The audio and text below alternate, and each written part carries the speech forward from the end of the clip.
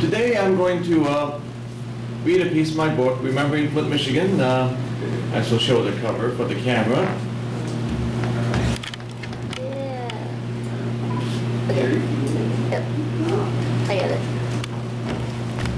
Okay, and this is inspired by a lecture that will be on Friday afternoon over at U of M Flint. In fact, I brought a printout.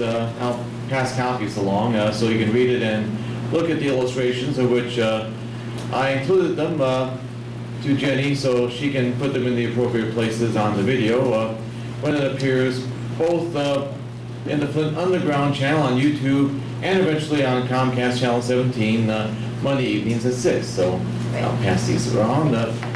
Two for the front, two for the back. There's a first one.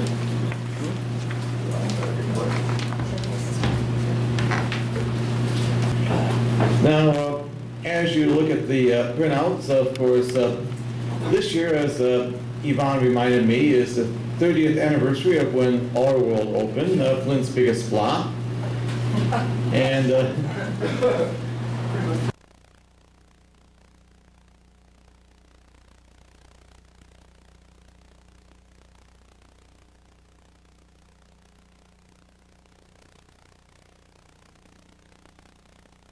my piece is called AutoWorld.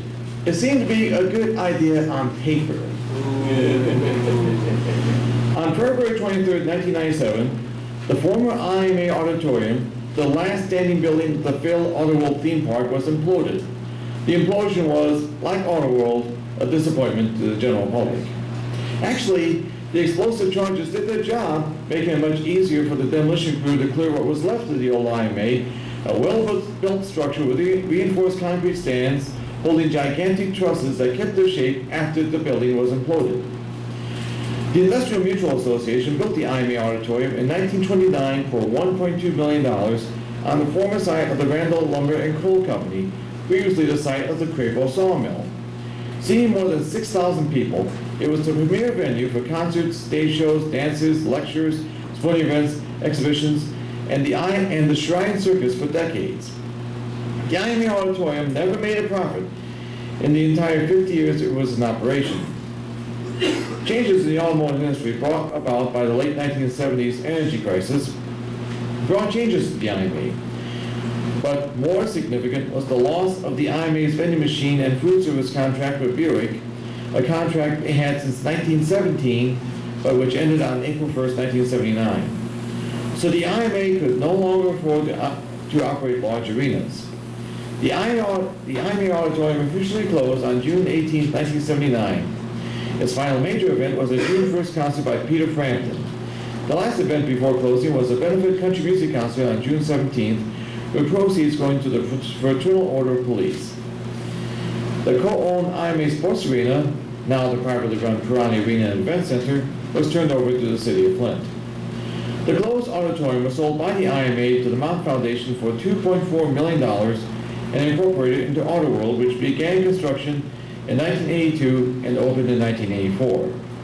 The original concept was devised in 1969, and by 1971, an Automotive Hall of Fame had been proposed. Many changes to the proposal were made before ground was broken on AutoWorld. Nearly half of AutoWorld's construction costs were paid for by the Mount Foundation. Noted amusement park operator Six Flags operated AutoWorld, which opened on July 4th, 1984, with much ballyhoo and fanfare. City leaders predicted it would double or triple the area's tourism.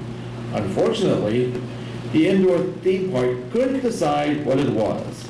It had elements of a theme park, a science center, a festival marketplace, and an automotive museum. TV commercials that aired regionally made AutoWorld seem like an amusement park, but it did not have thrill rides. The rides it did have were disappointments. It did have bumper cars and a historic carousel. Needless to say, the number of paying visitors did not meet projections, and AutoWorld first closed 6 months after it opened. Six Flags reopened AutoWorld in 1985, adding additional attractions, including Cinema Magic with outdoor entertainment and a Ferris wheel inside the dome. But after another disappointing year, Six Flags pulled out. Some believe that Six Flags' approach to AutoWorld's business model was a factor in its failure. The IMAX Theater briefly operated on its own, with only the one-to-wall historical exhibits open. The rest of AutoWorld was sealed off. It did open occasionally for special events, but it had closed for good by 1994. There were many proposals submitted for the AutoWorld property in 1993 to then-Mayor Woodrow Stanley. They included 2 for gambling casinos, and 1 each for a corporate training facility, a soccer complex, and a game show arena. The casino ideas seemed to be the best at the time, according to Stanley.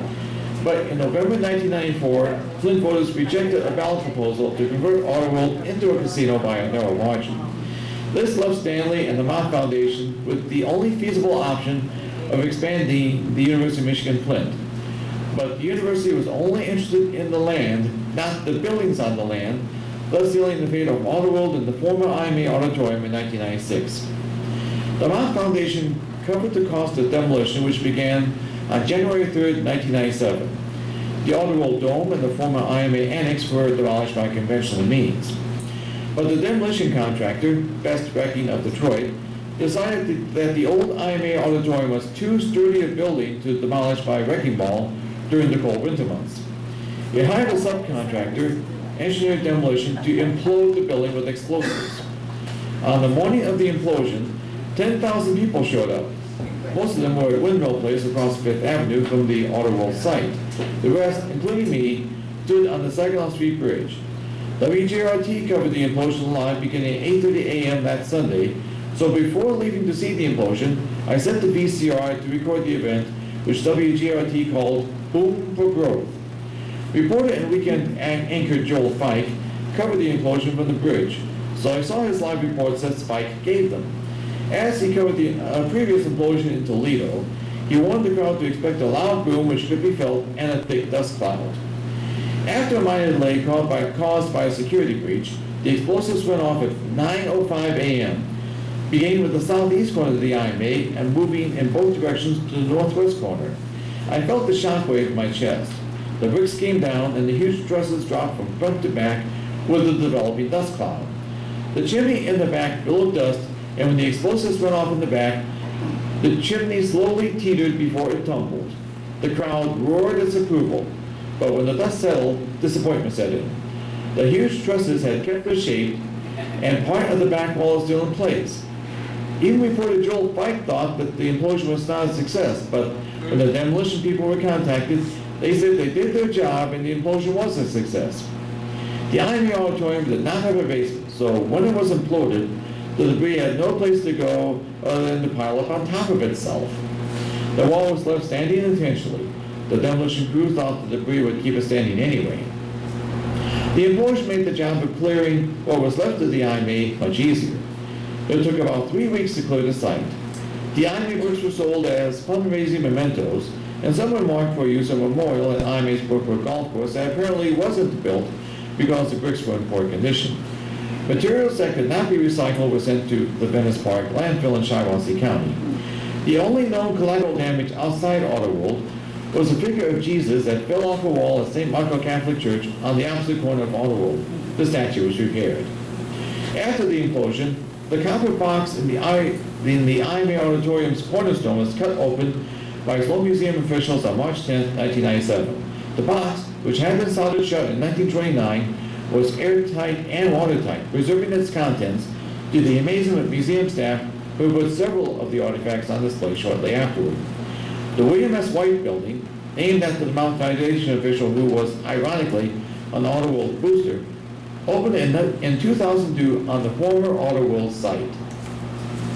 Now, just in case you haven't come across this book, it's available for $19.99. Go ahead, audience. That's right, only $19.99.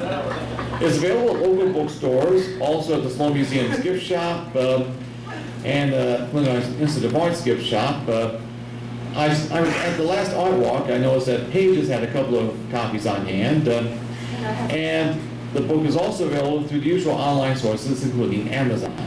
And I also have copies of the book in my car, just in case you're interested right now. Yes. Yes, Yvonne?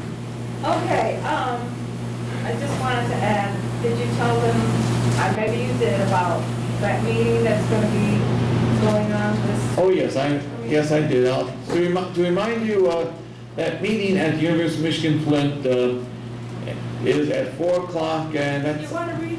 okay, I'll read the whole thing. Yeah, I'm well, sorry. just read when the, meeting's gonna be and why, and show them what it used to be and what it is now, and tell them a little bit about what it is now. Now, I had passed around the pictures, so you can all see them, but just to remind you, this is also in the graphics I sent to Jenny for the video. But basically, this is how AutoWorld looked when it opened on on the Independence Day of 1984, 30 years ago. And